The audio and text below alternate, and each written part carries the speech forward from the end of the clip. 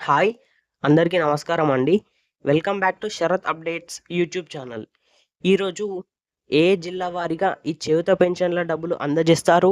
ఎవరెవరికి అందజేస్తారు? అలాగే చనిపోయిన వారికి కూడా ఈ పింఛన్లు వారి నుండి ఎలా రికవరీ చేస్తారు అనే దానిపై ఈ వీడియో ద్వారా తెలుసుకునే ప్రయత్నం అయితే చేద్దాం.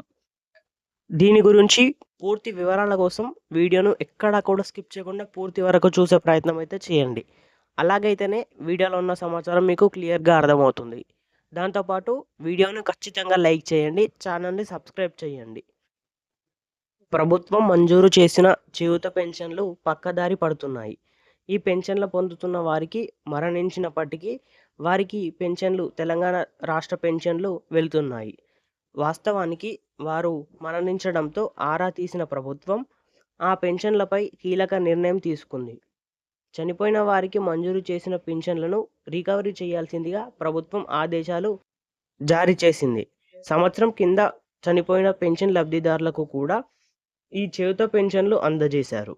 ఈ క్రమంలో గత సంవత్సరం నుండి ఇప్పటి వరకు ఇలా 28,000 మందికి 60 కోట్ల రూపాయల వరకు చెల్లింపులు జరిగినట్టు గ్రామీణ దారిద్ర్య నిర్మూలన సంస్థ సెర్ఫ్ అధికారులు తాజాగా గుర్తించారు.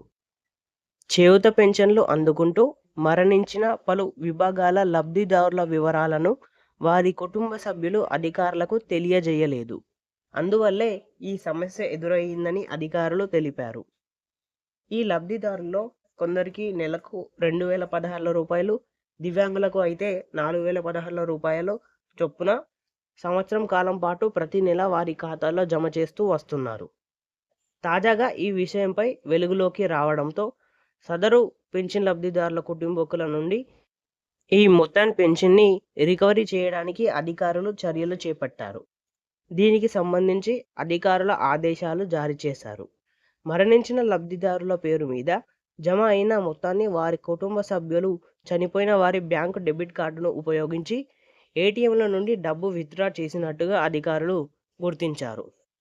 దీంతో పాటు మరణించిన 28,000 మంది పింఛన్ లబ్ధిదారుల పేర్లను జాబితా కూడా లిస్టులో నుంచి తొలగించినట్టు అధికారులు ప్రకటించారు.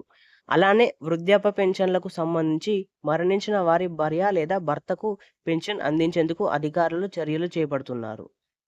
పెన్షన్ల జారీలో మోసాలను అరికట్టడానికి, సమస్యలను తొలగించడానికి రేవంత్ సర్కార్ కీలక నిర్ణయం తీసుకున్న సంగతి తెలిసిందే. గత నెల అనగా జూలై 29 నుండి జూలై పెన్షన్ పంపిణీ కోసం రాష్ట్ర వ్యాప్తంగా ఫేషియల్ రికగ్నిషన్ విధానాన్ని అమలు చేస్తామని తెలిపారు. దీంతో పాటు పెన్షన్ లబ్ధిదారుల్లో కొందరికి వేలిముద్రలు సరిగ్గా లేకపోవడంతో మోసాలను అరికట్టేందుకు ప్రభుత్వం అంటే తెలంగాణ రాష్ట్ర ప్రభుత్వం ఈ నిర్ణయం తీసుకుంది. మొదటి విడతలో భాగంగా పోస్టాఫీసుల నుండి పెన్షన్ పొందే 23 లక్షల మందికి ఈ విధానాన్ని వర్తింపజేయనున్నారు. దీనికోసం ప్రత్యేక యాప్, కొత్త స్మార్ట్‌ఫోన్ల సిబ్బందికి శిక్షణ వంటి పనులు పూర్తి చేశారు. ఈ కొత్త విధానంలో పెన్షన్ల పంపిణీలో పారదర్శకత పెరుగుతుందని ప్రభుత్వం భావిస్తుంది. అయితే ప్రభుత్వం చేయూత పెన్షన్ల విషయంలో ఏ నిర్ణయం తీసుకుంది? మరణించిన లబ్ధిదారులకు చెల్లించాల్సిన 60 కోట్ల రూపాయల వరకు రికవరీ చేయాలని ప్రభుత్వం ఆదేశించింది. ఈరోజు దాదాపు 33 జిల్లాల్లో పెన్షన్ డబ్బులు జమ అవ్వనున్నాయి. చేయూత పెన్షన్ గురించి లేటెస్ట్ అప్డేట్స్ కోసం ఛానల్‌ని సబ్స్క్రైబ్ చేయండి.